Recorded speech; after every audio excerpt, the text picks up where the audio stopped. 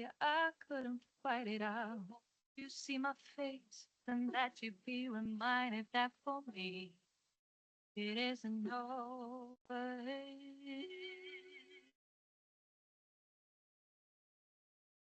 Never mind how fight, someone like you.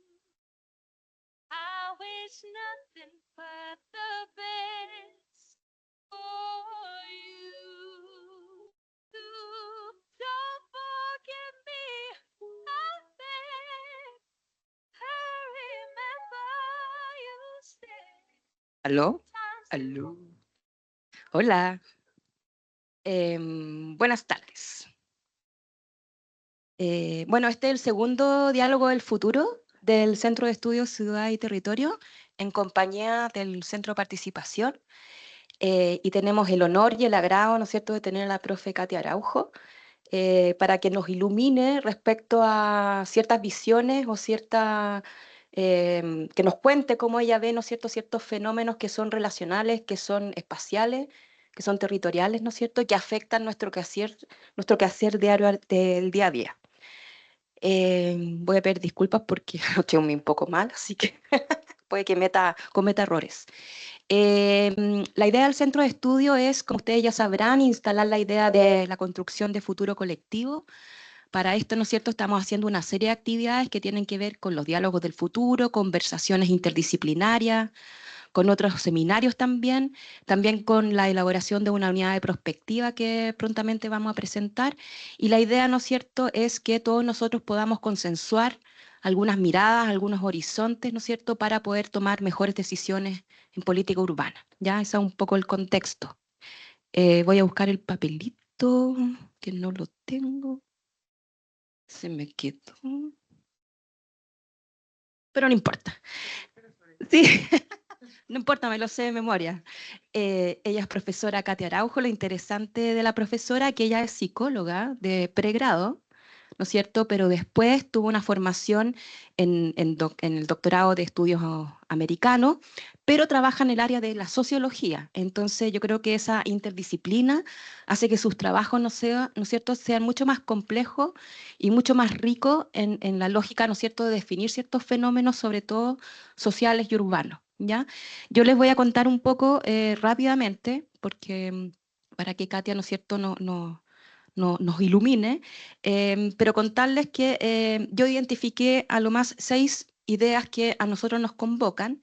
Primero, el libro de Desafíos Comunes, que es el del 2012, habla primero de la idea de futuro, ¿ya? Pero la idea de futuro del 2012 es completamente contraria o distinta, o ha ido cambiando a la idea de futuro que tenemos hoy en día, porque básicamente estaba como, no sé, después tú me puedes como contradecir, pero estaba más bien sustentada en una lógica más bien de la meritocracia y la educación, ¿ya? Y había una reconfiguración del futuro a partir de las actividades cotidianas en el diario vivir, ¿ya? Esa es una primera idea. Una segunda idea es el trabajo del PNUD, no sé si lo conocen, Desiguales del 2016-2017, ¿no es cierto?, que es el trabajo que se dice que se anticipa un poco al estallido social en cuanto se identifica claramente los problemas de desigualdad interaccional que existen en el espacio público. Entonces, por ejemplo, ahí es súper importante el estudio que se hace en el Metro de Santiago antes del estallido, ¿no es cierto?, identificando primero que el espacio del Metro de Santiago es un espacio contradictorio, en el sentido que uno visualiza que es un espacio de modernidad, donde los chilenos y chilenas se sienten orgullosos, pero al mismo tiempo simboliza las contradicciones de la modernización chilena. Es decir, es un espacio limpio, rápido, moderno, pero a la vez donde pasas tus peores horas al día, ¿no? Movilizándote en un espacio apretado, con acoso, con gritos, con dificultades, ¿no? Entonces, este primer estudio del 2016-2017, que se publica el 2018, eso es importante porque justo antes del estallido, identifica, ¿no es cierto?, cómo nosotros los chilenos y chilenas convivimos en este caos aparente, ¿no es cierto?, y cómo en el espacio se expresan tensiones asociadas y que desencadenan conflictos, ¿ya? Eso es súper importante porque hasta antes del estallido el espacio público uno no identificaba que ahí se expresaban nuestros conflictos y tensiones. Eso por otro lado. Después viene un trabajo bien importante que, ¿no es cierto?, se relaciona con el anterior, que tiene que ver con la calle, que es este espacio fundamental de interacción social y generación de conocimiento, ¿no es cierto? Y también tiene que ver con la experiencia cotidiana y cómo la Katia y su equipo han ido trabajando el análisis de la experiencia cotidiana para identificar, ¿no es cierto?, y analizar estos fenómenos que hoy día nos están pasando. Y sobre todo cómo el espacio público en específico es como donde está toda la riqueza y todas las dificultades ahí también. Em, y la experiencia, esto me pareció importante respecto a que la experiencia de la calle contradice la idea de bien común o la idea de ciudad. Cómo hoy día la experiencia en la calle está siendo, ¿no es cierto?, una idea contradictoria de la idea de bien común. Y ahí ya tenemos un problema grande, ¿no? Y me gustó mucho esto de la desigualdad en las interacciones, ¿no? Como la no mirada, la mirada que menosprecia, la mirada, ¿no es cierto?, hostil de unos a otros cuando estamos juntos en el espacio público. La poca amabilidad, diría yo. Después viene un libro también fundamental que como Desiguales es antes que el estallido y Los tensados es como el posterior, ¿no es cierto? Y nos revela la encrucijada del estallido, identificando no solamente las tramas y tensiones, sino que también este acontecimiento, esta irrupción que fue el estallido. Y ahí hay varios temas, varios autores que hablan, ¿no es cierto?, del descontento, de la desmesura, de la irritación, del desapego, del consumo, del endeudamiento, de la crisis de la vivienda, pero termina con un artículo de Martuchelli que también habla de una posibilidad, de cómo el estallido también fue una posibilidad para pensar futuros mejores o futuros posibles. Después de esto viene un trabajo también muy importante que tiene que ver con la autoridad. Bueno, estos trabajos también van en paralelo, pero están todos relacionados. Y respecto a la crisis de la autoridad y su relación con la violencia. Y cómo la crisis de autoridad en distintas áreas, el colegio, el espacio público, la universidad, los espacios de trabajo, hay una crisis respecto a la figura de autoridad, ¿no es cierto?, identificando algunas faltas de respeto a las normas que antes existían y que antes nosotros, ¿no es cierto?, ni siquiera las cuestionábamos, y sobre todo, por ejemplo, en los que nosotros nos competen en el espacio público, cómo las reglas en el espacio público también han sido y están en crisis, las reglas del tránsito, las incivilidades, la convivencia del día a día, ¿ya? Eso también, ¿no es cierto?, está relacionado con todo lo otro. Y finalmente, para terminar, hay un trabajo también de la profesora Katia que habla, ¿no es cierto?, del futuro y sobre los anclajes socioexistenciales que tienen que ver con las expectativas de futuro. Entonces, ella sostiene que la vida social se sostiene, perdón, mediante estos anclajes que se centran en las expectativas de futuro, ¿ya? O sea, hay un trabajo del análisis de la vida cotidiana, del día a día, pero la vida social se sostiene en esta idea de expectativas de futuro. Por eso es importante pensar colectivamente en el futuro, ¿ya? Estas anclan y se ayudan a los individuos a sostener el sentido de la vida. Finalmente, la idea de futuro, la idea que todos construimos, nos permite analizar la calidad y el carácter del lazo social de una sociedad, ¿ya? Entonces, si nosotros logramos, por ejemplo, construir una idea colectiva de futuro en el MIMBU, uno podría decir, bueno, ¿cómo están nuestros lazos? Eso sin más ni más.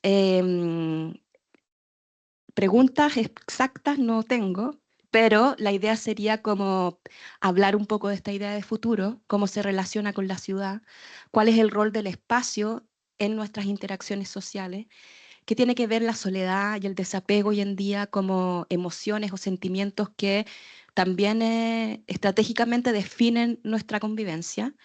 Y después vamos a abrir la palabra para ver si alguno de ustedes tiene alguna pregunta para ir complementando la conversación.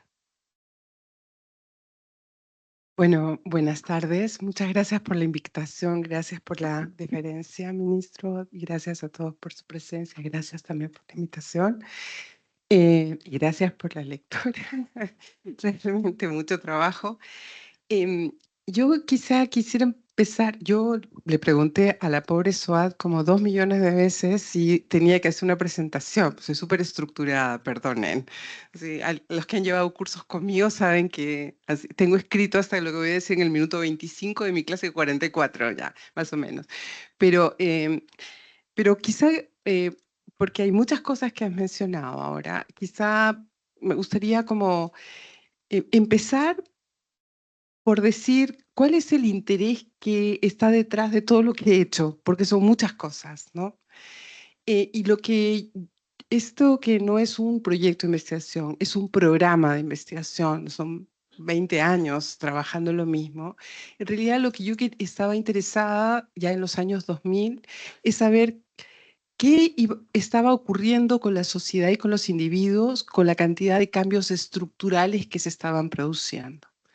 ¿Cuáles eran las consecuencias para los vínculos sociales, para el lazo social, para el tipo de individuos que vive en la sociedad? Esa es la pregunta que he estado detrás de todo eso. Luego he trabajado sobre relación con las normas, individuos, calle, o sea, muchas dimensiones, pero la pregunta siempre es la misma. ¿Cuál es el perfil de ese individuo y de esa sociedad que se produjeron bajo estos impactos y que hoy tienen sus propias dinámicas, ¿no? Eso. La segunda cosa que me gustaría decir es, las sociedades no cambian tan rápido. No cambian tan rápido. No es que porque una investigación, esa es como la idea que a veces las revistas hacen que los académicos digamos que hay cosas súper nuevas para poder publicar, pero la vida social tiene ritmos que son ritmos un poco más prolongados. Sin embargo, lo que sí creo después de todo este tiempo de trabajo es em, que sí, en las últimas décadas, lo que estamos, y hoy con más fuerza, también por las discusiones internacionales, probablemente estamos en un momento de gran transformación. O sea, sí estamos en un momento de inflexión. Porque a todos nos gusta decir que algo nuevo. He intentado nunca decir que estábamos ante algo nuevo, más bien de tratar de pensar con calma estos procesos, ¿no? Ver cómo se estaban desarrollando, recuperando todo el pasado y todo como la carga de lo acumulado. Pero yo sí creo que estamos ante un momento de inflexión. Hoy, después de todo este tiempo, creo que estamos en un momento de inflexión, que eso hace que muchas veces tengamos el sentimiento de confusión respecto a lo que estamos viendo. Y que nos sintamos un poco desorientados frente a lo que estamos, porque creo que efectivamente es un momento hoy de inflexión, y que la inflexión no tiene por qué.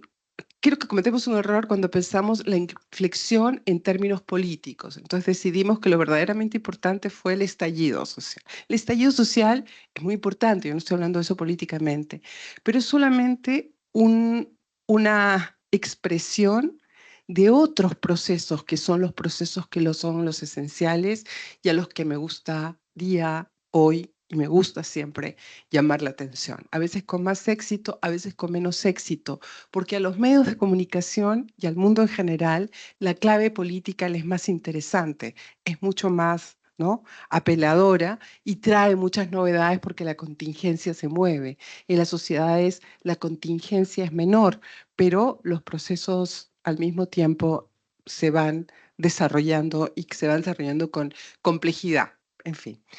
Entonces, habiendo dicho esto, yo creo que en el caso de Chile, y para poner como el contexto mayor, en el caso de Chile, una de las cosas, bueno, las dos grandes, eso lo he dicho muchas veces, pero creo que hay que ponerlo en ese contexto, hay dos grandes cambios estructurales que sacudieron el país, que cambiaron verdaderamente las exigencias para cada uno de nosotros y nosotras para enfrentar la vida social. Uno fue el cambio del modelo económico, porque el cambio de modelo económico implicó un cambio de modo social, de modelo social, y, y- o sea, no cambió, pero un empuja al cambio de modelo social, tuvo impactos institucionales muy grandes, es decir, no es solamente una cuestión que toca la economía, sino que empuja y moviliza con los ideales que trae un conjunto muy grande de instituciones, y ahí hay un debate enorme si hay que llamarlo neoliberalismo, si no hay que llamarlo neoliberalismo. Yo lo llamo neoliberalismo porque la verdad es que la mayor parte de gente lo llamamos neoliberalismo,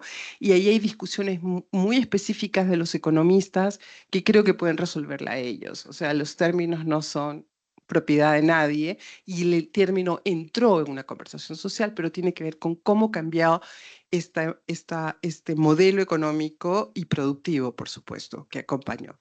Y eso nos cambió la vida a todos porque cambió los desafíos que teníamos que enfrentar. Un gran cambio en el mundo social que cambió expectativas, que cambió el tipo de habilidades que había que tener para sobrevivir, los valores a los que había que plegarse, las características del estatus social, lo que me da o no me da estatus social. O sea, hizo una modificación realmente grande sobre cómo los individuos teníamos que enfrentar la vida social, los principios relacionales con los otros y las maneras de presentarnos y de construirnos como seres sociales. Tocó todas esas dimensiones. Pero hay una segunda gran elemento estructural enorme, importante, que es el impacto que ha tenido el impulso a la democratización de las relaciones sociales. Estas últimas décadas no solo están caracterizadas por el cambio del modelo económico, sino por un impulso que también afecta instituciones, afecta a individuos, afecta a discursos políticos, afecta a imaginarios, que está vinculado a este impulso a la democratización de las relaciones sociales. Y con democratización de las relaciones sociales quiero decir cosas como cómo se transforman las relaciones entre hombres y mujeres, la relación entre adultos y niños, y niñas y adolescentes, las ideas de cómo eso tendría que ser, las relaciones entre heterosexuales y otras, diversidades sexuales, pero también y de manera mucho más profunda, la manera de ver al individuo. Y eso nos toca en América Latina mucho más que en otras regiones. Es cierto que la idea de la igualdad estuvo presente en América Latina desde el comienzo del siglo XX, por supuesto, pero nunca tocó realmente a una concepción del individuo y a una concepción de cómo se deberían dar y trabajar las diferencias entre los grupos sociales. O sea, el principio de igualdad no tocó las relaciones ordinarias, las formas de concebir a los individuos, ¿no? A los miembros de la comunidad, de la manera en que comenzó a tocarla a partir de finales de los años 80 y los años 90, en que con el discurso de los derechos, el discurso de la ciudadanía, otras fórmulas comenzaron a entrar y comenzaron a expresarse también en las expectativas de las personas de ser tratadas de manera más horizontal, de que efectivamente se cumpla la promesa que venía del Estado, de los movimientos sociales, de los organismos internacionales, de que todas esas promesas se cumplieran. Ese es el contexto de todo eso. Y esos empujes a la democratización obviamente tienen efectos institucionales, tienen efectos en las maneras en que uno piensa cuáles son las prioridades, empujar a la ampliación o la apertura de la educación y la integración de una mayor de la población. O sea, un montón de cosas que parecen muy alejadas están muy vinculadas con estos imaginarios que comienzan lentamente a intervenir en las instituciones, en los individuos y en las relaciones sociales, en las expectativas que tenemos unos de otros. Yo he dicho empuje a la democratización de las relaciones sociales y no he dicho la democratización de las relaciones sociales, porque la democratización de las relaciones sociales es un empuje que ha vivido y que tenemos que pensarlo hoy día, que ha tenido efectos positivos y efectos perversos. Y eso quiero decir, porque normalmente, muchas veces desde perspectivas más progresistas, desde perspectivas más comprometidas, tendemos a defender a rajatabla estos procesos, pero sí, podemos hablar de eso después, estos procesos también han tenido efectos perversos que hoy también estamos viéndolos delante de nosotros, porque la sociedad es, bueno, hacemos como podemos y a veces hacemos malas cosas y se nos escapan algunos elementos y eso tiene efectos perversos. Pero esas dos cuestiones son extremadamente importantes. ¿Qué es lo que yo creo que ese es el contexto, ¿no? Ese es como el mundo que de pronto nos tocó y un mundo, tomando lo último, donde las relaciones de hombres-mujeres parecía clara, ya no es más. Entonces tenemos, ese libro Desafíos Comunes tiene un capítulo que es un capítulo sobre la pareja. Y todo el mundo preguntó cómo va a ser un desafío estructural la pareja. El desafío estructural es la economía, la familia, el trabajo, cómo es la pareja. Pero he defendido hasta morirme que la pareja es un problema estructural, es un desafío estructural. Primero, porque en el país hay que tener pareja. Hay que tener, ya, eso es un desafío. No, bueno, pero es verdad. Pero no, es verdad. Pero además, porque en realidad todo muestra que la pareja es una especie de cosa imposible, así como cosa imposible, porque tengo una colega que lo ha llamado de una manera muy bonita, porque es ¿cómo lo ha llamado? No me ay, no, un monólogo en compañía, algo así se llama. Y realmente lo hace muy bien. Pero lo que quiero decir es que esto cambió realmente, ¿no? Cambió realmente el mundo en el que vivimos. Cuando yo digo democratización, estoy hablando realmente de un conjunto de lugares y de tensiones que se abren porque lo que pasa es que las expectativas se modifican, ¿no? En la conversación en general tenemos una gran tesis sobre el país, que es la tesis de decir, aquí lo que nos pasó es que crecimos, y como crecimos, crecieron las expectativas, y como la sociedad ya no puede cumplir con ellas, entonces eso es lo que nos ha pasado y explicamos todo lo que ha ocurrido, el estallido, por esto que se es en el fondo trampa, la trampa, ¿no? de los países de los ingresos medios, llámenla como la quieran, contradicciones de la modernidad, hay muchas maneras de llamarlo, pero es una idea que circula, en la cual básicamente serían expectativas que no se pueden cumplir las que están en juego. Yo creo que esa es una lectura, no que tiene que por qué ser completamente errada, pero es absolutamente insuficiente. Nuestras expectativas, nuestras tensiones parten de este matrimonio, no sé, ya se me quedé con la pareja, pero esta articulación muy complicada entre neoliberalismo y democratización. Ahí tenemos el corazón de todas nuestras dificultades. Entonces estamos frente a sujetos que nos exigen que los tratemos súper bien. Ustedes tienen que ver con gente, pero que sus demandas son básicamente que atendan sus deseos individuales. Ahora la comunidad vale como medio centavo, ¿no?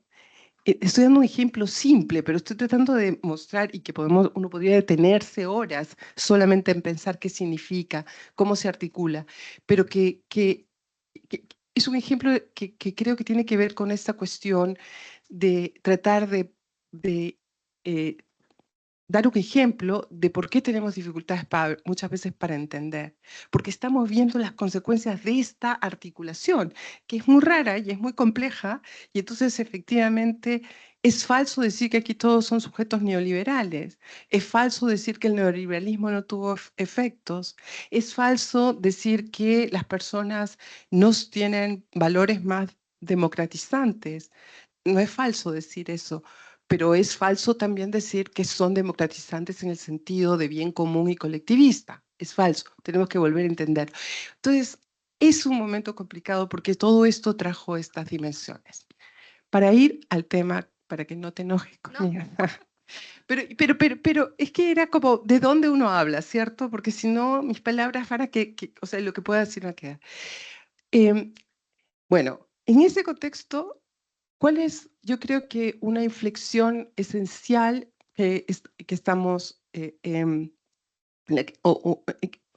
elementos en relación con el futuro, no voy a hablar de otras cosas, pero si ustedes quieren hablar de otras cosas para poder terminar y abrir la conversación, ¿qué hay con el futuro en este contexto?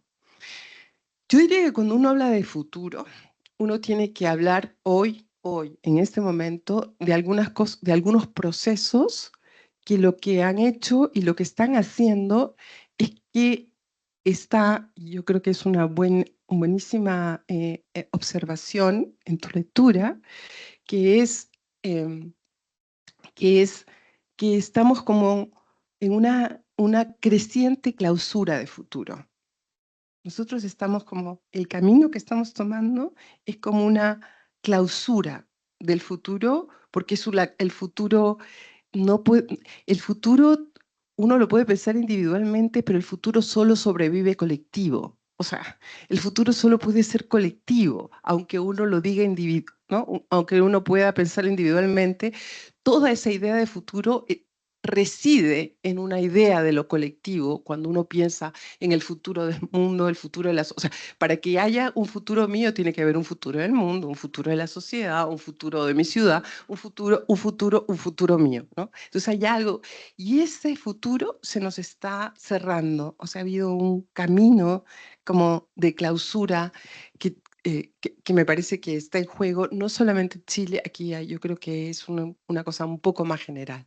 Pero el caso de Chile, que es lo que realmente es interesante, o que lo que nos interesa, ¿por qué hay una clausura? ¿Por qué hay este camino de clausura de futuro? Bueno, una de las primeras cosas que uno tendría que decir es porque, tomando en cuenta lo que acabo de decir, el futuro se sostiene como apertura, pero esa apertura es una apertura que tiene que ser pensada como apertura en lo colectivo.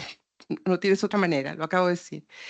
Y yo creo que una de las cosas esenciales que está yendo contra eso es un proceso que quizá es el más preocupante de todos los procesos que yo creo que he visto. Hablo de lo social. Obvio, lo de la cuestión de la seguridad es algo que tenemos que tocar de todas maneras y lo que ocurrió con eso es central, pero vamos a hablar primero de estos grandes procesos de largo plazo. Y en donde se monta todo lo que tenemos ahora, porque todo lo que tenemos ahora con los problemas de seguridad y todo esto se monta en un proceso, no es que llega a nada. Y este primer proceso es un proceso que yo he llamado proceso de desapego.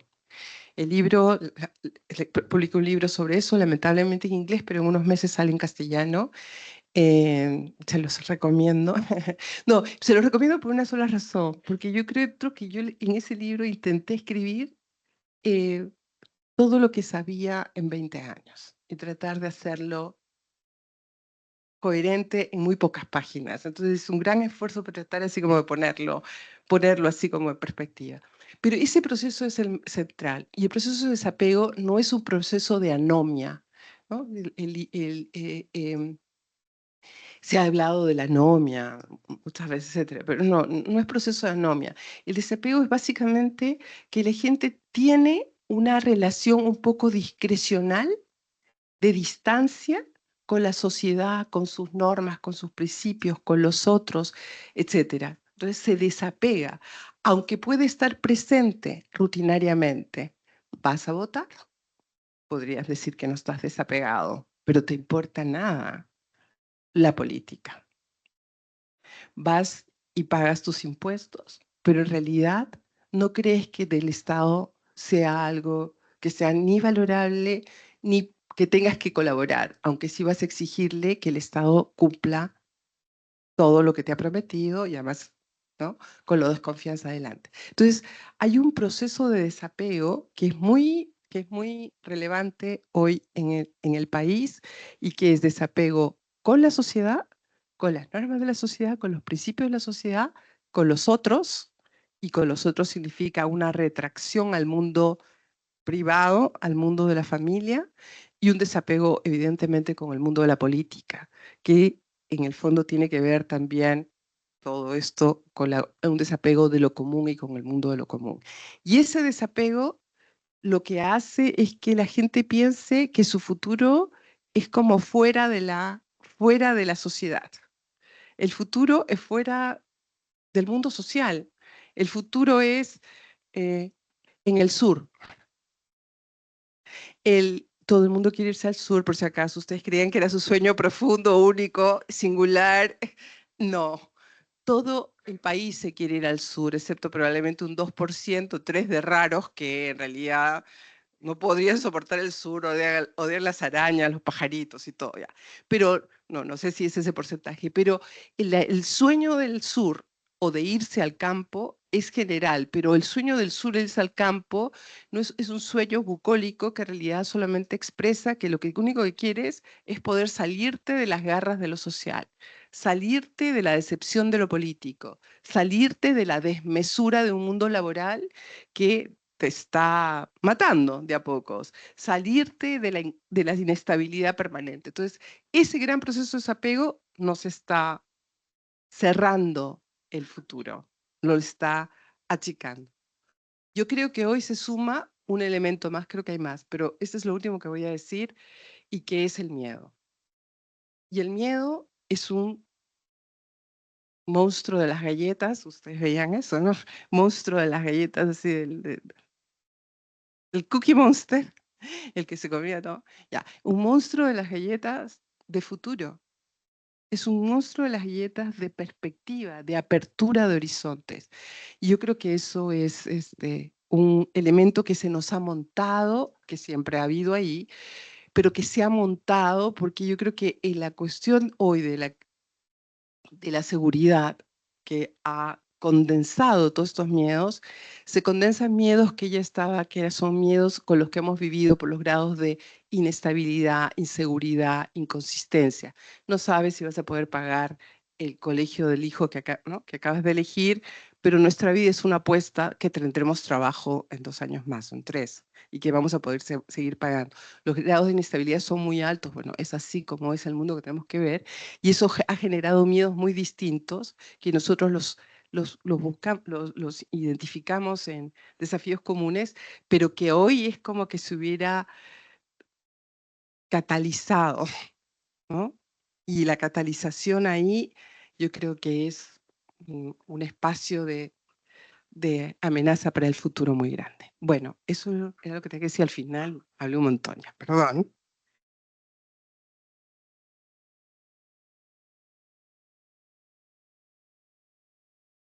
Abro la palabra, ministro, ¿no? Señora Patti. No, no estaba preparada. Súper interesante y más de una vez hemos conversado acá de algunas intuiciones de lo que tú has señalado. Yo pensé que ibas a hablar de los cambios tecnológicos, de los medios de comunicación, del narcotráfico, pero nos transportas a dimensiones que operan ciertamente en nuestras vidas, ¿no? Una individualidad individualista en el fondo, ahí entonces es más difícil después encontrar sueños comunes en una globalización también que nos hace, o sea, no sé cuál es el efecto que tiene en nosotros, pero nos, a ver, nos hace ser un ciudadano del mundo más, sabiendo que finalmente también uno se retrae en su metro cuadrado para poder sobrevivir y calcular todo lo que tú decías, podré llegar a fin de mes, al otro año, al próximo, etc. A mí lo que me inquieta más es la brecha generacional. Los que vienen después y que no han tenido, como una generación mía, experiencias de colectivización fuertes. Lucha por retorno a la democracia, lucha contra esto, el estallido, que también fue una experiencia colectiva fuerte. Y cuando uno no ha tenido, pregunta, cuando uno no ha tenido este tipo de experiencias, ¿puede soñar en colectivos futuros o futuros colectivos? O sea, yo creo que una discusión sobre el futuro y la ciudad merecería hablar sobre tecnología, no me cabe ninguna duda. También merecería hablar sobre los efectos, o sea, el desafío que es el crimen organizado hoy, etcétera. Pero no soy especialista en eso y yo solamente puedo hablar de eso desde otro lugar. Todas esas cosas, a veces, por ejemplo, uno mira así como ciudades del futuro, ¿no? Ese gran eslogan, y uno ve toda esta cosa desde la perspectiva más ingenieril, y me parece súper interesante, solo que yo siempre pienso que hay gente que va a tener que vivir ahí, ¿no? Que tienen que ser habitables y tienen que ser construibles. Cuando uno piensa en esas cosas, o cuando uno piensa en lo otro, yo tengo mis colegas que están trabajando sobre crimen organizado y conocen mucho más, pero cuando uno piensa eso, uno tiene que tener en cuenta cuál es la sociedad con la que cuenta y cuáles son los individuos con los que cuentan. Y son individuos que tienen unas experiencias de individualización de la solución de sus problemas muy grande, eh, y, y que además han adquirido el valor de la autonomía como un valor realmente importante para poder enfrentar la vida social. Esos son los individuos que uno tiene. Yo no los, o sea, puede que haya egoísmo, puede que haya que no, pero yo estoy en contra de toda esa lectura de que lo que tenemos son puros individuos neoliberales. Creo que no. No hay ninguna razón por que alguien no le haya dado valor a sus esfuerzos personales cuando ha tenido que encontrar soluciones para la salud de su familia de manera individual. No hay ninguna razón para que yo no crea que tengo que tener capacidades para generar yo misma agenciamientos individuales cuando tengo que cambiar de trabajo cada cierto tiempo porque mi trabajo no me da ninguna expectativa de futuro, porque trabajo en el retail, y en el retail en realidad tengo grados de desgaste altísimos. Si soy una joven, ¿no? Que no tengo certificaciones educativas. Entonces, yo creo que lo primero que yo diría es cuando uno piensa en el futuro, cuando uno piensa en la ciudad, hay gente que la va a habitar. Y hay colectivos que tienen relaciones entre ellos, y estas son estas relaciones. Pero eso no quiere decir que uno tiene que plantearlo de esa manera. Yo creo que el gran desafío es cómo uno vuelve a pensar en lo colectivo sin la clave comunitaria. Y esa es una cosa que uno tiene que pensar cuando uno quiere pensar en participación, cuando uno quiere pensar en cómo, porque no vamos a poder construir nada si no es de manera colectiva. No vamos a poder abrir sueños de manera colectiva, pero no lo vamos a lograr con la clave comunitaria. Entonces tenemos que renunciar a una clave que era la clave que respondía a la idea de lo colectivo por mucho tiempo y a mecanismos que hemos ido construyendo en donde lo colectivo y lo comunitario están demasiado cerca. Pero hoy no, porque los individuos son individuos individualizados y les importa ser, tienen una experiencia y tenemos que hacernos cargo de que eso es así y sobre eso tenemos que inventar cómo apelar, cómo construir, imaginar lo colectivo, cómo generar procesos de agregación. Pero tenemos que hacerlo de esa manera. Y porque por ejemplo, también en la cuestión del enfrentamiento del crimen organizado, de la violencia, etcétera, etcétera, no puedes hacerlo si no lo haces colectivamente, pero no lo logras con fórmulas comunitarias porque la gente no te responde. Y no te va a responder, no te va a responder. Yo no trabajo en lo que ustedes trabajan. Yo lo que trato de decirles es lo que yo veo desde otro lado y cómo lo veo. Y no te va a responder porque en realidad los grados de competencia y de desconfianza interpersonal son demasiado altos y han sido construidos en décadas, no de un día para otro. Aquí es como, no hay que mirarlo como una patología. Si lo vemos como una patología, estamos perdidos. No es una patología, es un camino que tomó la sociedad. Y tenemos que encontrar caminos de redireccionar esa sociedad, pero con lo que uno cuenta. Cuando yo creo que uno de los errores principales, la verdad, es que sobre el estallido y las interpretaciones, es que se interpretó que el estallido social se hizo una interpretación de lo que era, pensando en un tipo de individuos que no existía.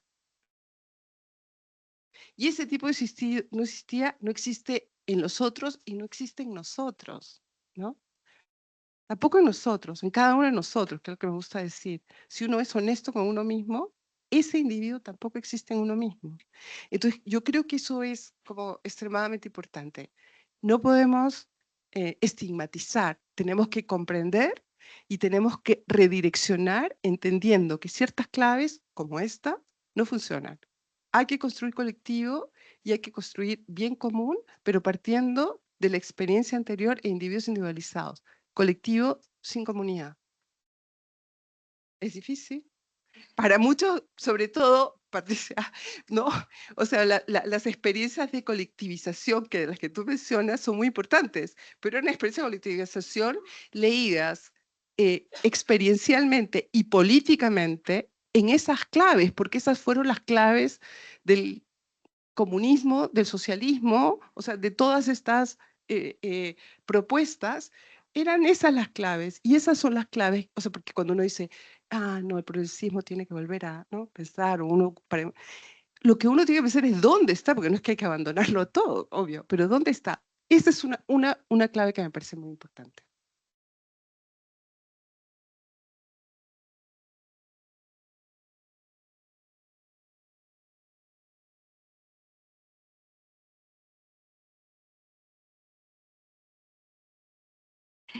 yo me quedé con esto de el monólogo en compañía, que yo creo que fue una práctica que fue mucho rato y que no escuchamos, ¿cierto? Entonces yo me pregunto, ¿cuál es el diálogo hoy día? Y tú estás ampliando, pero la experiencia del nuevo diálogo con esta premisa del monólogo en compañía es bien compleja porque hay una nueva historia, hay nuevas experiencias. Entonces yo digo, ¿cómo hacemos que el otro entienda que yo quiero hacer ese proceso de nuevo diálogo, de nuevo futuro? ¿Dónde está esa conversación? ¿Por dónde la has visto tú? ¿Dónde se abre? ¿Dónde creo futuro con eso? ¿Para dónde voy?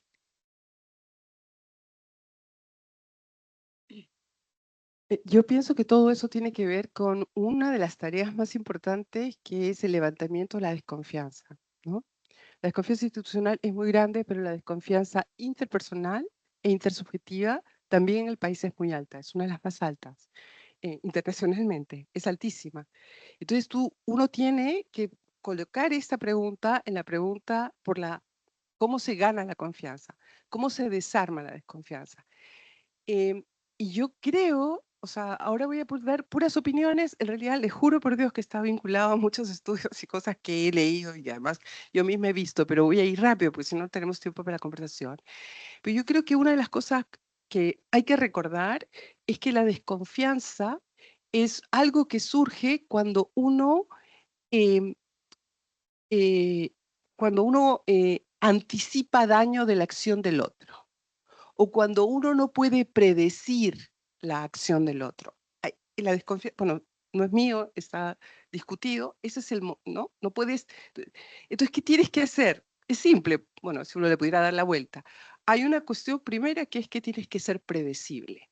Y la predictibilidad tiene que ver con algo de lo que no somos campeones en Chile, que es explica, explica, explica. Explica, muchas veces explica con peras y manzanas, explica, no asumas de que quien está delante tuyo cree lo mismo que tú, no asumas que entiende lo mismo que tú, no asumas que sabe lo mismo que tú. Explica, explica, explica. Hazte predecible. Y hazte predecible incluso para los errores que puedas cometer.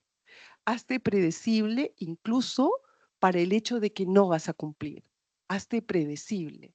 Esa es una de las cuestiones. Y segundo, que es esta cuestión que acabo de decir, o sea, tienes que hacerte predecible y además que no vas a dañar. Y el no daño, eso sí lo diría para el caso de Chile, no sé en otros lugares, pero el no daño tiene que ver hoy con algo que aparece en los estudios de mis colegas. Nosotros tenemos un centro de investigación interuniversitario que se llama NewMap, entonces tenemos gente que trabaja en muchas áreas de trabajo, de escuela, lo encuentran en todos lados. La expectativa de las personas de que en realidad ellos van a confiar en quien les muestre que los cuida. Eso suena súper abstracto, pero es súper concreto. Que los cuida quiere decir que los trata bien, que los respeta, etcétera, etcétera, pero que además los cuida, que tiene un efecto cuidado que quiere decir que les importo yo, les importa mi futuro.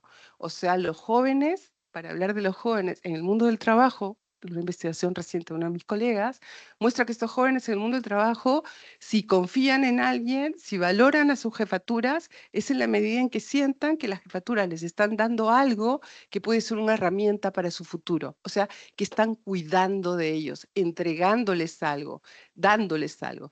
Entonces, claro, uno puede decir, es muy pragmatista, es muy, ¿no? Pero bueno, son las nuevas lógicas. Tú tienes que mostrar que cuidas.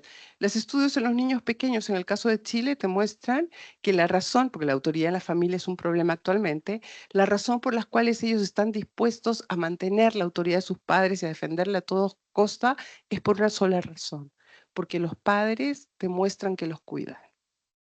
Entonces el cuidado se ha vuelto un elemento central. Ahora además hay una política estatal sobre cuidado que es muy interesante cómo se articula, pero eso hay que bajarlo a sentido súper concreto. Entonces yo diría, ¿cómo uno puede hacer eso? Predictibilidad, informa, cuenta, habla. Y lo otro, muestra que te preocupa, o sea, los gestos de reconocimiento y de cuidado con el otro, que pueden ser cosas súper simples, o sea, que pueden ser como muy simples, ¿no? Como desde que no importa, pero le llegue, no importa si se demora 6 meses el reclamo, pero le va a llegar un mail explicando que se va a demorar 6 meses el reclamo.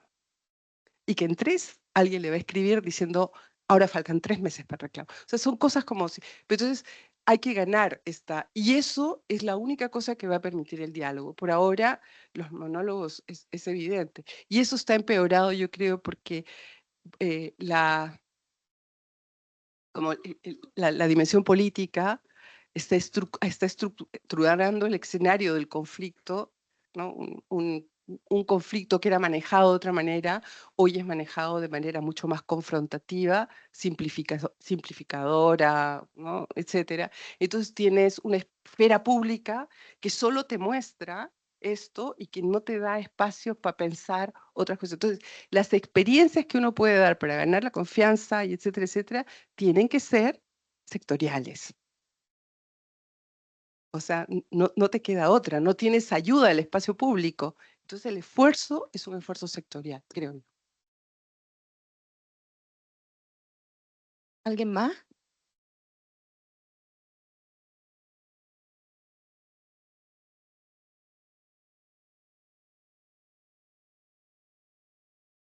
Hola, buenas tardes.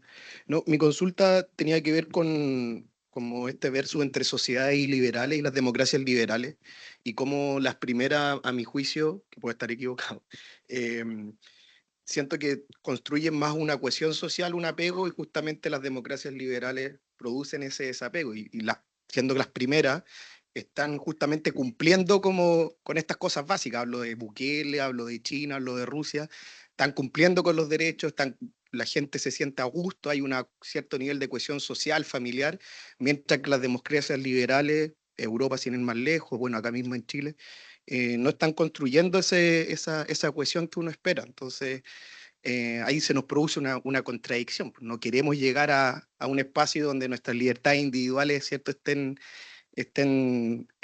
destruyéndose, pero al mismo tiempo entendemos de que tiene que existir cierto nivel colectivo, y estas democracias que no nos gustan están cumpliendo con esos requisitos. Eso.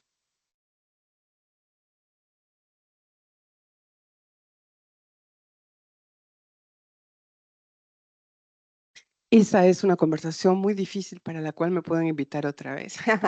No, sí, también. Pero es difícil, pero porque toca una cosa que tengo que decirles algo que es honesto y viene del corazón.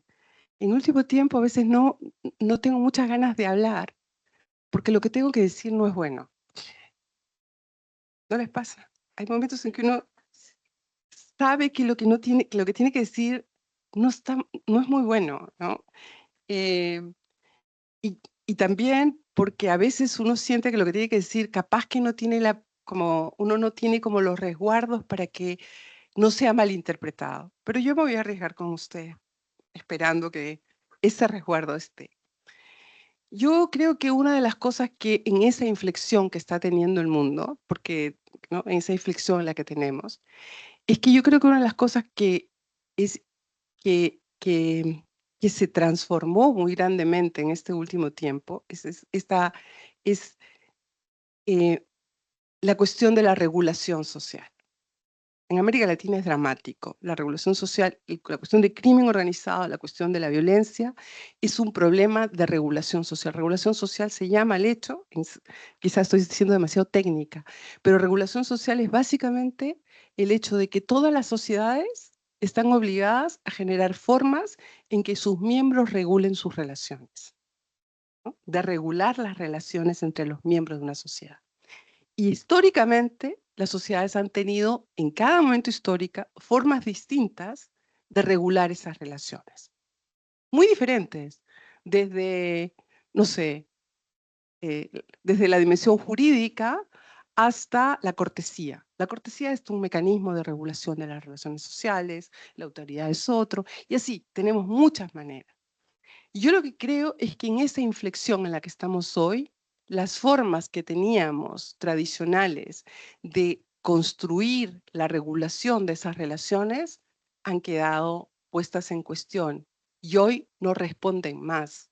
Y esa es la razón por la cual ofertas que a uno le parece absolutamente increíble que sean aceptables, son aceptables y son votadas en muchos lugares. Porque esas formas de regulación se han modificado. Entonces la gente está más dispuesta a algo que probablemente a lo largo de la modernidad, a lo largo después del siglo XIX en adelante no queríamos, que es renunciar a autonomía. Es como una historia de aumento de autonomía y que hoy estamos en una inflexión. Yo creo que esa inflexión es muy peligrosa, es muy complicada, porque no es que las personas quieren que a ellos les quiten autonomía, pero son capaces de renunciar por los grados de riesgos que ven en el migrante, en el crimen organizado, en la globalización, en la pérdida de capacidades económicas, etcétera. Entonces, yo creo que es mucho más que esto, lo estoy diciendo en términos generales, pero es un momento en el cual estamos realmente en una inflexión y yo creo que no tenemos las respuestas para lograr defender fórmulas democráticas de respeto a la libertad, que al mismo tiempo sean sensibles a que ya no podemos pensar de la misma manera la regulación. Una forma de regulación que creyó muy fuertemente desde la izquierda y los progresismos en la autorregulación y en las posiciones liberales. Y esa autorregulación hoy es cada vez más complicada de seguir sosteniendo. Quizás no es muy optimista lo que digo, no es que lo esté defendiendo, por favor, espero su buena voluntad al escucharme, pero desde ahí uno puede entender, porque uno lo ve en Chile, uno ve en Chile, yo dije aquí estamos viviendo una inflexión y esa inflexión es de verdaderos cambios en el lazo social. Eso suena muy abstracto, pero cambios en el lazo social son cosas súper concretas, son súper concretas. Y eso tiene que ver con esto que estoy diciendo. Entonces, no vamos, a menos que lo tomemos esto en serio, no vamos y no demos una respuesta, vamos a ser arrasados por otro tipo de fuerzas. Y la democracia y liberales, o directamente las dictaduras, o directamente lo que sea, probablemente vayan a seguir avanzando porque están tocando ciertas fibras que son fibras históricas del momento. Pero que uno las puede tocar de otra manera. Pero bueno, acá los políticos y las políticas.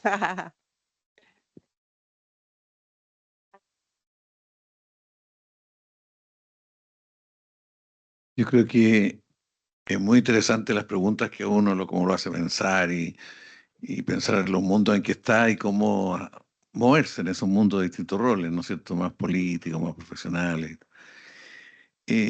No sé, yo comparto mucho de los temas, pero a mí el tema de la confianza quizás muy influido por Rosán Balón, pero yo creo que no es algo fácil de reconstruir, es muy largo. ¿Mm? Y creo que hay algo como previo a recuperar la confianza, que es la esperanza. O sea, la esperanza es como algo hoy día muy importante recuperar, porque eso se puede recuperar de otras maneras más sencillas que construir, catalizar, como tú decías, una forma de relación con la política, con la sociedad, con los demás, así demasiado fuerte. Pero hay otras cosas como previo. Lo segundo, una cosa que te decía Patricia, yo creo que es bien importante, al menos para Chile, que hay harta gente que se formó en la escuela anterior, se formó en la escuela más que tú llamas más comunitaria, o sea, en clave comunitaria.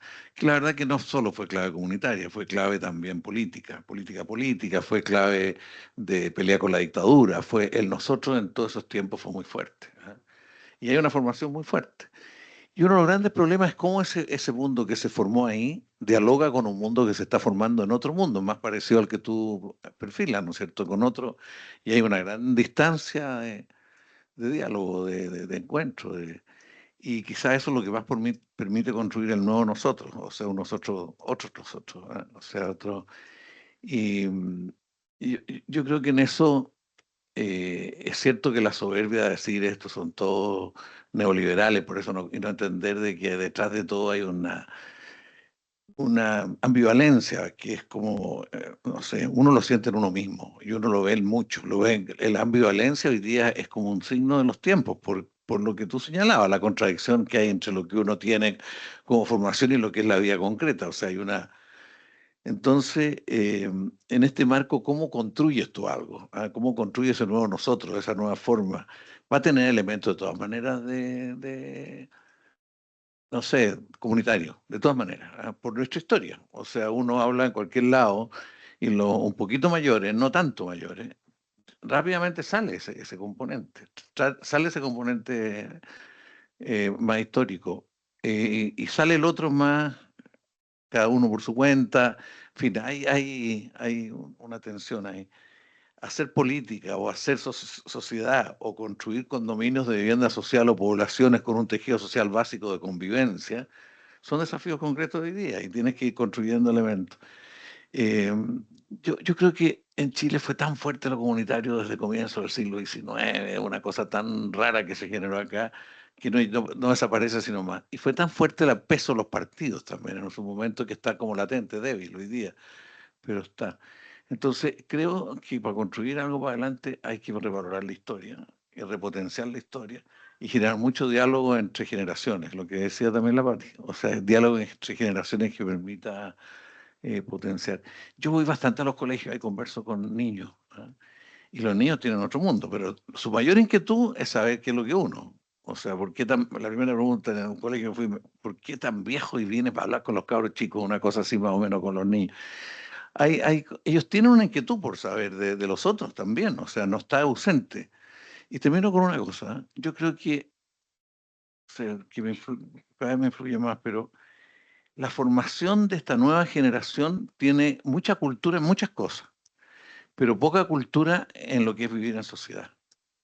Algo ocurrió que el concepto de sociedad desapareció, que el concepto de Estado se transformó en una cosa mala, que el concepto de política era algo, o sea, hay un tema de desarrollo que eso se adquiere en la vida, no solo en los libros, digamos, en que yo creo que aquí hay algo que hacer y estamos en un centro de formación acá y hemos pensado que a lo mejor es bien importante darle harta vuelta aquí al concepto de sociedad, darle harta vuelta al concepto de Estado también, por lo menos esos dos conceptos básicos, porque se han desdibujado completamente y para poder construir a partir de esa individuación que tú dices, eso más individual de todo, es bien importante ubicarse en donde estamos, en un contexto en el que estamos viviendo, llámese como se llame, pero estamos en un contexto social.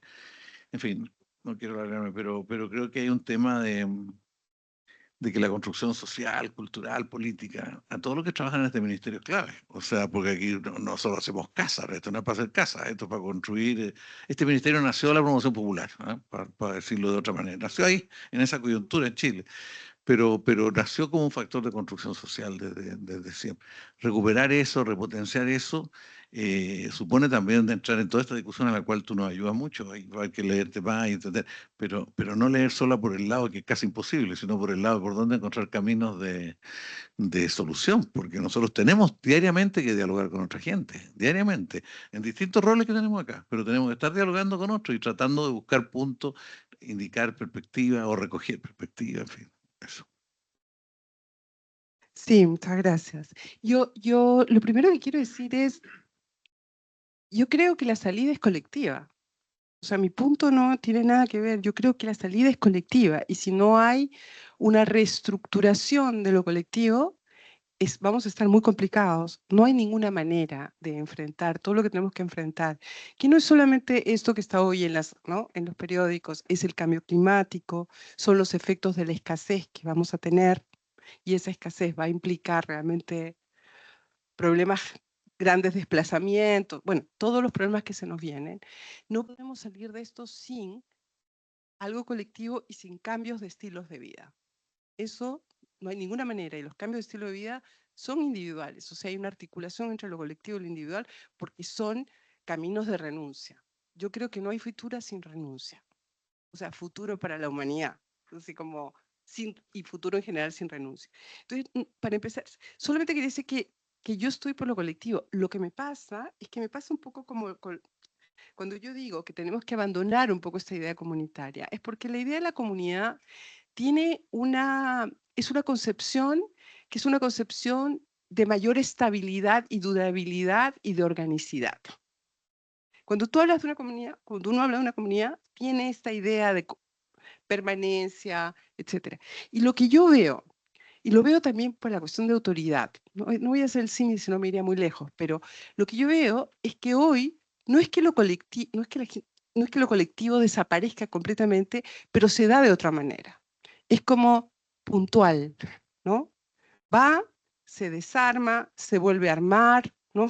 Va hacia otro lugar y se vuelve a armar, tiene tiempos y se defiende la singularidad y todo lo que, y cuando el proyecto colectivo trata de avanzar hacia algo que me homogeneice e implique una durabilidad y una organicidad que me compromete a largo plazo, salgo rápidamente. Eso no es mío, eso no soy. O sea, no sé cómo explicarlo, pero es como, entonces, no es que no sé, o sea, lo colectivo es muy importante, cómo lo rearmamos después de este tiempo.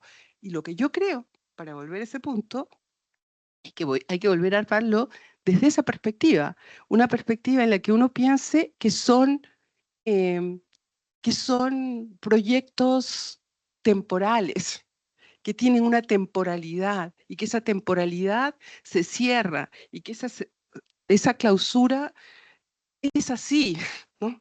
O sea, no vivirlo como una decepción, que yo a veces lo he visto, no necesariamente con ustedes, pero sí en otros proyectos, o sea, en otras áreas, que se viven como una decepción porque no están. No, la participación no va a ser más permanente. Es lo mismo, bueno, voy a decirlo rápido, en autoridad.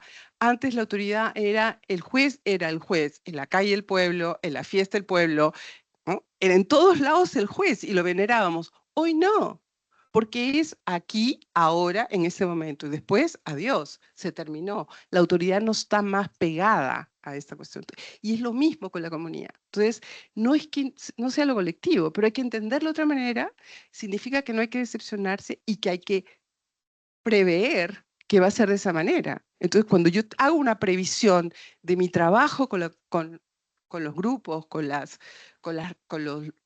los territorios, etcétera, puedo tener en la cabeza que son las maneras en que las personas están funcionando, que tienen que tener resultados a corto, mediano y largo plazo, que tienen que ser súper informados sobre la temporalidad, porque es importante que sepan cada paso, porque funciona de esa manera, porque está funcionando de esa manera, que las cuestiones muy abstractas no funcionan, las personas no se enganchan por grandes principios, como era una época, no se enganchan por grandes principios, se enganchan por proyectos concretos y lo van a hacer y probablemente van a dedicar mucho de su tiempo. A eso me refería. Entonces, y ahí sí creo que que eso no significa y cómo se construye eso y se articula pensando en cómo eso se asocia a una idea del bien común. Eso hay que poder pensarlo, cómo eso uno le genera hilos para que el bien común esté dando vuelta todo el tiempo. Pero un modelo que es un modelo que yo no veo cómo vaya a ser más permanentemente, cuando uno lo ve con los grupos de seguridad en los barrios, o etcétera. Eso es una cosa. La otra cosa, yo estoy de acuerdo que la cuestión de la sociedad y del Estado es extremadamente importante. Una de las cosas que a mí más me impacta sobre el Estado es que, bueno, yo hago parte del Consejo Presidencial de Modernización del Estado y que la verdad es que yo el día que llegué no sabía por qué me habían invitado, porque yo el Estado no sé mucho, pero bueno, ahí estoy. Pero una de las cosas que yo les repito siempre a mis colegas que están ahí es lo siguiente. Las personas dirigen sus demandas al Estado. Son súper críticas por todo lo que el Estado no les da. Pero cuando reciben algo del Estado, nunca reconocen que recibieron algo. Y esa invisibilización del Estado yo creo que es la tarea principal que uno tiene que tener. Francamente, o sea, si yo estuviera de su lado, así como estoy también, ¿no? En el interés y la preocupación. Pero estando de ese lado, el Estado tiene que hacer trabajos mayores de visibilización. O sea, uno va a hacer una entrevista y le dice, pues, le acaban de dar el subsidio. Acaba de ganar el subsidio, se ha mudado, está súper feliz de su casa. Entonces, de paso te ha contado que le han dado el subsidio, no sé qué. Y después, la frase siguiente, a los 2 minutos es, a mí me costó mucho esta casa. Fue solo mi esfuerzo. A mí nunca nadie me ayudó para tener esta casa. Nadie. Y te pueden hacer un... Y tú les puedes preguntar, ¿pero cómo? ¿No tenía el subsidio? Ah, no, bueno, eso. Y podemos seguir. Entonces, hay algo de invisibilización del Estado que es muy complicado y que también tiene que ver, por ejemplo, un estudiante mío hizo una tesis sobre quiero mi barrio, ¿no? Una política pública, entiendo que exitosa, considera exitosa, etcétera. Y él, donde fue a trabajar, porque yo en un momento que le pedí a un grupo de tesistas que trabajaran no sobre los hacedores de políticas, sino trabajaran con los, ni con los beneficiarios, sino con los profesionales directos, con ellos, que los hacedores de política y todo lo demás fueran y los investigaran, pero fueran a buscar y ver qué hacen cuando hacen eso. Y lo vieron, hicieron 3 o 4 tesis, personas distintas. Bueno, pero para contar el cuento que tiene que ver con ustedes, en Quiero mi barrio, ¿cómo lograban tener la confianza de las personas para entrar? Bueno, lo primero que tenían que hacer era quitarse todo aquello que los identificara como parte del Estado. Estamos hablando de los que tienen que ir a terreno, no los que estamos fuera de terreno. Cuando alguien, y no era una persona, o sea, era una cosa de jugar con estrategias muy distintas para lograr que los territorios tener grados de inserción, pero una condición era que no se notara que uno venía de parte del Estado. Bueno, después ya, bueno, obvio que lo iban a ver y todo, pero cuando uno tiene que hacer eso, algo está pasando, ¿no? Entonces solamente para confirmar que ahí hay una preocupación, porque esto no era así, ¿no? En un momento, esto es algo que se ha modificado de manera muy importante, pero visibilizar el Estado y generar, no sé, una dignificación del Estado y de los profesionales del Estado, creo que es un tema que no es menor. Y bueno, lo último, sobre la cuestión de la esperanza. Sí, sí, es difícil la confianza, estoy de acuerdo, estoy de acuerdo con la posición, con Rosa, estoy de acuerdo, y es importante la esperanza. El punto es cómo uno produce la esperanza. ¿Y cómo produce la esperanza? No, es una pregunta. Para Chile es difícil, ¿no? Para Chile es difícil hoy en varios sentidos. En un primer sentido, porque una forma de producción de esperanza, por supuesto, es el futuro. Por eso estamos acá, ¿no? O sea, son los horizontes de futuro. No hay esperanza sin horizonte de futuro. Estamos fuera de la construcción del horizonte de futuro. Y a mí me parece muy difícil, o sea, difícil, no sé, pero habría que superar esa cuestión, es cuando la política está tan cerrada en esta cosa, tan polarizada, tan atrapada, ¿no? Tan atrapada, es un poco difícil porque esos discursos de esperanza son mucho más difíciles.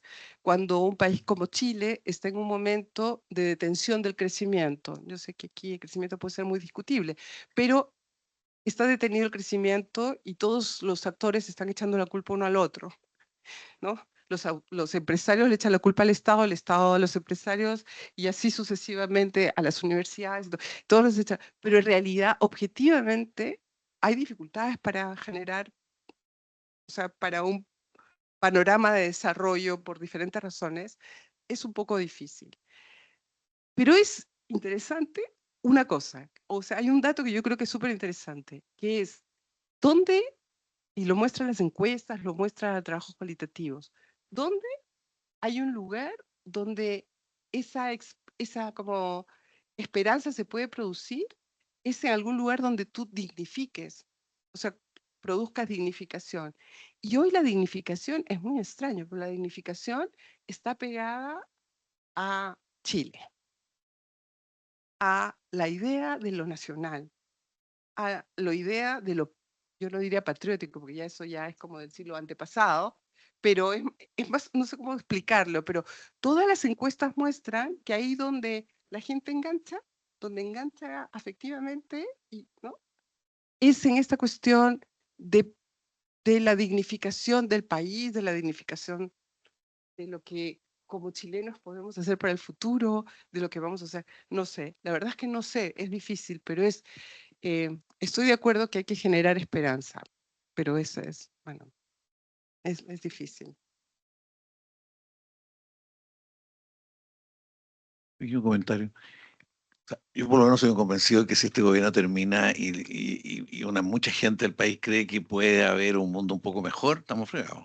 O sea, porque se llegó a este gobierno pensando que iba a hacer cambios mayores, no lo fue, pero por lo menos pensar que desde la izquierda puede haber algo mejor para el país. Si eso sigue en los términos actuales que la gente cree que no puede haber algo mejor, es bien complejo. Pero yo creo que es un desafío y no es que son grandes cosas. Respecto al tema que tú lo planteas de hacer cosas y bueno, tú has leído esto del informe del PNUD del 98, el miedo del 98. ¿Por qué el miedo en el momento que la gente más cosas se hicieron? Más cosas y que cambió de niveles de vida, dentro de la desigualdad, pero cambió. Y la gente estaba más enojada que nunca. O sea, y ahí Lechner como dice que la gente está muerta de miedo. Esta muerte miedo ante el cambio, ante el mejoramiento, tiene mucho miedo también. O sea, las cosas tampoco generan un sentido colectivo por sí solas, a lo mejor en ese caso negativo. Y lo último, Jospin cuando perdió la elección presidencial, le hicieron una entrevista después, en el tiempo que se habían hecho más cosas concretas y había un tremendo desarrollo. Y Jospin lo que dijo, perdí porque nos faltó utopía concreta. Yo creo que los sentidos, los valores son bien importantes para construir ese colectivo nuevo que tú señalas. O sea, si no va a ser imposible. O sea, hay que reconstruir, hay que revalorar los valores propios y en los otros. Y eso es una cuestión que en la política cuesta, pero aquí es fundamental.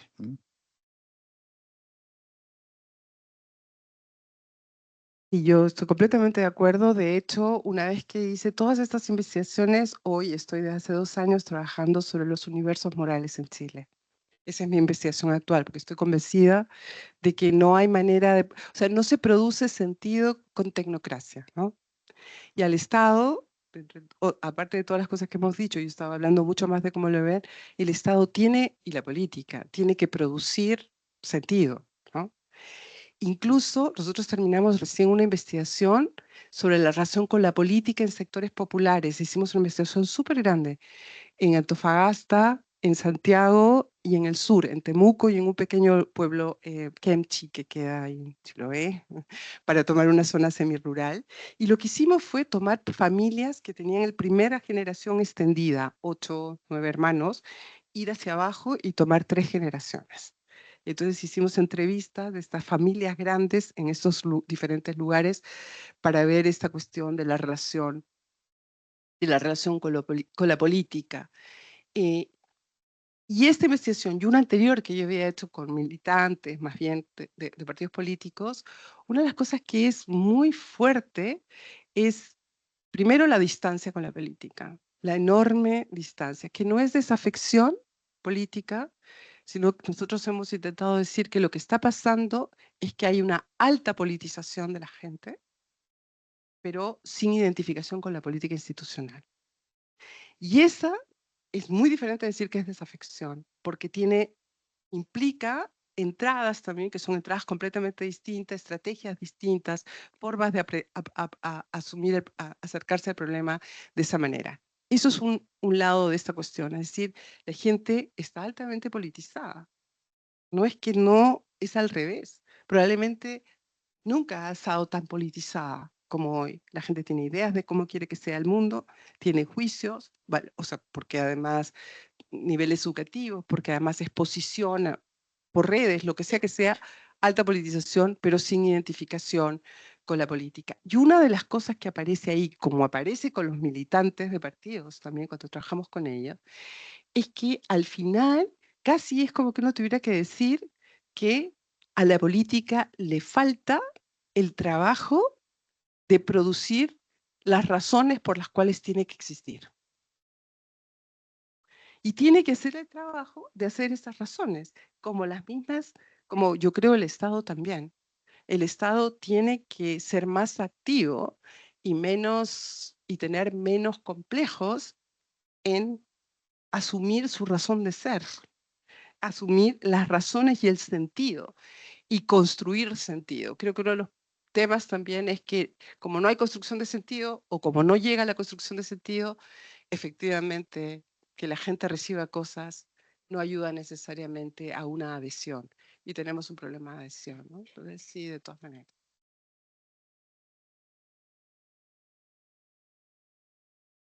Muchas gracias, ha sido muy interesante. A mí me surgió una reflexión de acuerdo a cuando tú planteaste las dos grandes determinantes estructurales del análisis que tú haces respecto a las subjetividades. Y tiene que ver con cuánto caló en Chile, bueno, el modelo neoliberal que se instala, pero también el discurso de la meritocracia en los años 90. Y cómo ese discurso, y te lo pregunto a ti, si ha entrado dentro de tu análisis, tu reflexión, cómo ese discurso de la meritocracia se fue instalando a la par con el discurso de la igualdad. ¿Ah? Y la pongo la igualdad entre comillas, porque siento que tenemos que también reflexionar respecto a las condicionantes estructurales que se han mantenido en el país, ¿ya? Las desigualdades económicas y qué posibilidad nosotros tenemos hoy en día de transformarla, ¿ya? Que yo creo que es un tema que estamos conversando. Y a mí me surge una reflexión respecto a algo bien concreto, que es la reforma de las pensiones, ¿ya? Entiendo que es una política de gobierno, es una política del ámbito de la política procedimental, tal como la entendemos, pero cómo la reforma de las pensiones está apelando a un valor de solidaridad, porque en el fondo tú le estás diciendo a ese sujeto que comparta parte de sus impuestos para favorecer a aquellos que aquellos que no tienen y aquellos que van a acceder a una pensión mucho más justa y más digna. Y como dos cosas. Primero, cómo el Estado piensa que eso va a ser efectivo en una sociedad en la cual tú bien configuras y bien describes de un individuo que está no solo esperando que el Estado le responda y que frente a eso el individuo diga, uy, qué eficiente es el Estado, pero no me interesa el Estado. Entonces, me surge la reflexión de cómo el Estado genera este tipo de políticas en un contexto tan complejo respecto a la individualidad y a los procesos de individualización que ya vienen hace un buen rato. Es que para la última pregunta que Salvador parece estar levantando la mano, ¿para unir las dos preguntas?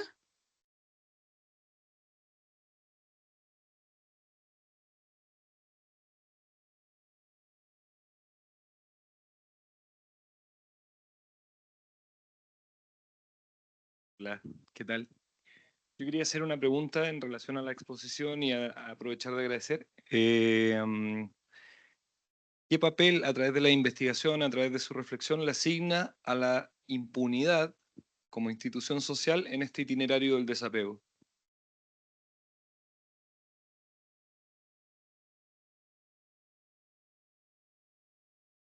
Bueno, muchas gracias por las preguntas. Sobre la meritocracia.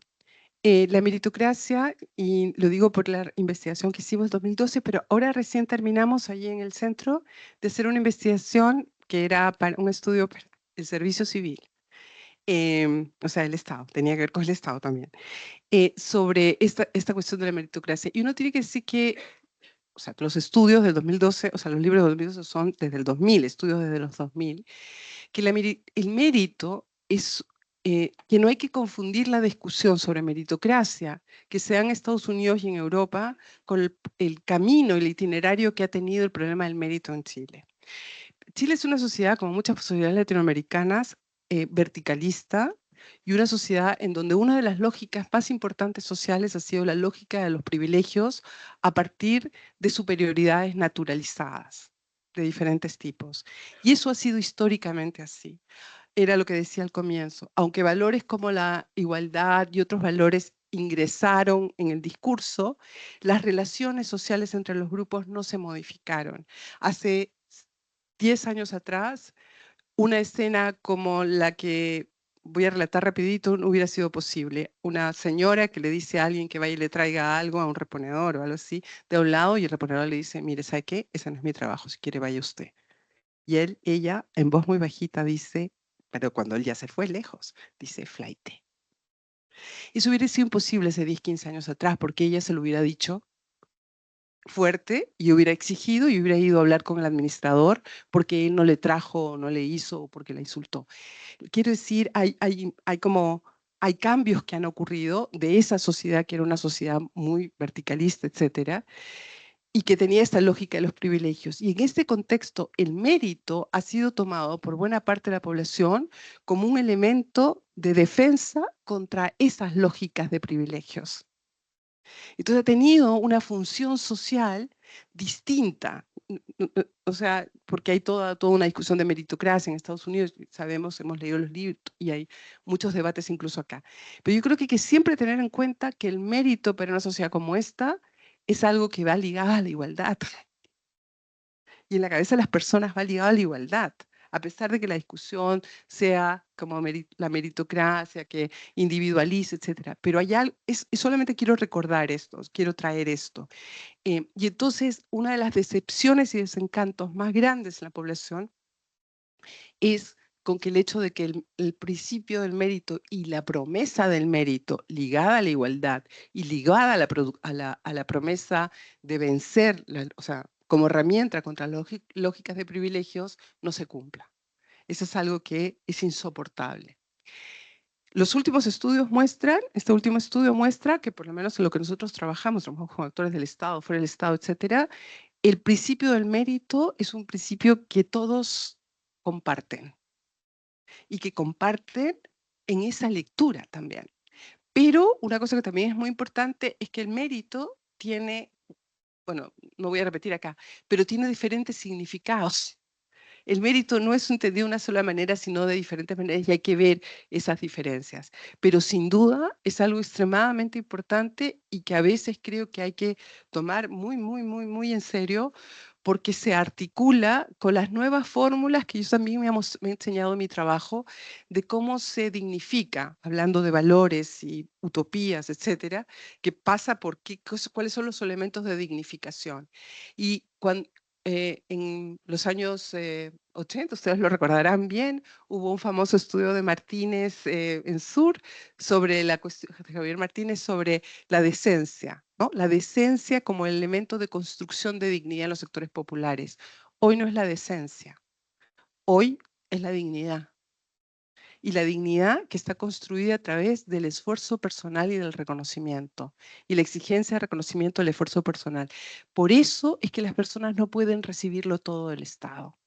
Por eso en las entrevistas hay muchas otras razones, cuando yo cuento y luego te siguen contando cómo ellos han hecho todos los esfuerzos, es también porque las formas de dignificación, ¿no? O sea, hoy ligadas a la palabra dignidad, además, están ligadas a esta cosa de cuánto el esfuerzo, cuánto yo he hecho y cuánto reconocimiento hay a lo que yo puedo entregar. Un reconocimiento de mi agenciamiento, de mi capacidad de agencia, que es extremadamente importante, que es una distancia sideral al problema de la decencia. Entonces hay que tomar como con cuidado estas cuestiones porque efectivamente el mérito para las personas es muy importante. Y hay que tomarlo en cuenta. La cuestión de la solidaridad, yo pienso que, bueno, yo siempre hago, o sea, la solidaridad es un relato muy común, ¿no? En Chile sobre nosotros mismos. Chile es solidario en los momentos excepcionales, pero Chile no tiene una continuidad de solidaridad, ¿no? Es una solidaridad de explosión, ¿no? Explosiva. O sea, uno lo ve, por ejemplo, cuántos medios de comunicación, hablando de los medios de comunicación, creo que son los problemas más serios que tiene el país, realmente más serios. Muchas de las cosas que estamos enfrentando tienen que ver con los medios de comunicación. Nadie lo puede decir porque los medios de comunicación te van a perseguir todos juntos, pero es... yo he dado como 10 entrevistas, entonces he dicho lo mismo, nunca me han sacado publicada esa parte, pero en fin, no importa. Pero yo creo que eso es muy importante, pero es un gran ejemplo. Aquí no han logrado prosperar grandes proyectos, ¿no? De medios de comunicación o grandes proyectos alternativos porque la gente no dona. O sea, no hay esta idea de que Kamala Harris en 2 días ya tiene un montón de plata puesta de los demócratas. Bueno, olvídate, entonces ahí hay un tema que hay que volver a pensar. Y respecto a lo de la cuestión de Salvador es su nombre, porque lo acabo de aprender. Sí, de todas maneras, yo en ese trabajo que conté que va a salir recién publicado, yo trabajé con mucho más detalle lo que yo creo que ha sido como una especie de circuito en la sociedad chilena. Un circuito que creo que funciona todo, o sea, todos los componentes funcionan al mismo tiempo, pero que también uno puede puede pensarlo en términos como secuenciales. Una enorme desmesura, sentimiento de desmesura por todas las exigencias que uno tiene, y un gran desencanto. Y ese desencanto tiene que ver con un elemento que estaba presente desde los años 2000 de manera muy importante, que es el abuso. Y abuso e impunidad van de la mano, ¿no? O sea, y entonces, claro, hay una gran desmesura, sentimiento de desmesura en las exigencias, un gran desencanto por las promesas no cumplidas, una gran irritación en las relaciones intersubjetivas, y eso todo, yo creo que en última instancia está detrás de estos grandes procesos de desapego. Estás harto, ya no quieres creer más, bueno, como la gente lo dice, etcétera, etcétera. Bueno, es un poco más complejo de lo que estoy diciendo rápidamente. Pero en todo caso, yo sé que tenemos que terminar. A mí me gustaría dejar una última idea, una última cosa, que es que yo estoy muy contenta de haber estado acá, no sé si he apoyado o ayudado en algo, pero lo que me parece muy importante, porque yo creo que este es un ministerio en el que dependen muchas cosas en el país. O sea, porque es de urbanismo, o sea, esto es sobre la ciudad. Y yo creo que el lugar donde la gente toma sus experiencias ordinarias y construye la lectura de la sociedad son las calles, son los espacios públicos. Es ahí donde se está construyendo la idea más importante de quién es el otro, cómo me relaciono con el otro, cuáles son las regulaciones que tengo que tener, las consideraciones con el otro. Es esa ciudad la que está permanentemente informando sobre la sociedad. ¿Ustedes creen que he hablado de otra cosa que no tenía que ver con el espacio? Todo el tiempo estoy hablando de esos espacios públicos. Ahí están las experiencias, todas las experiencias de desencanto, de irritación, etcétera, están pegadas en la ciudad. Así es que, nada, mucha suerte con todo su trabajo y muchas gracias por la invitación.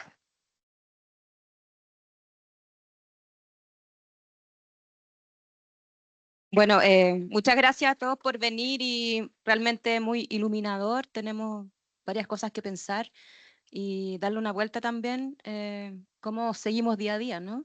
Y pensar el futuro. Gracias.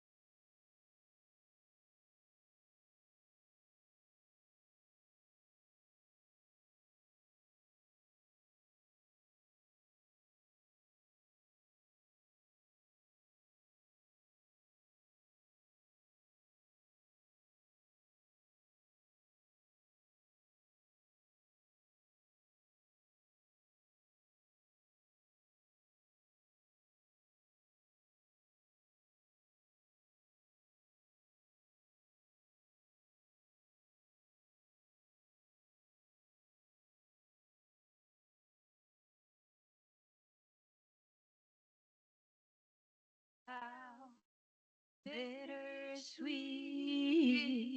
this was.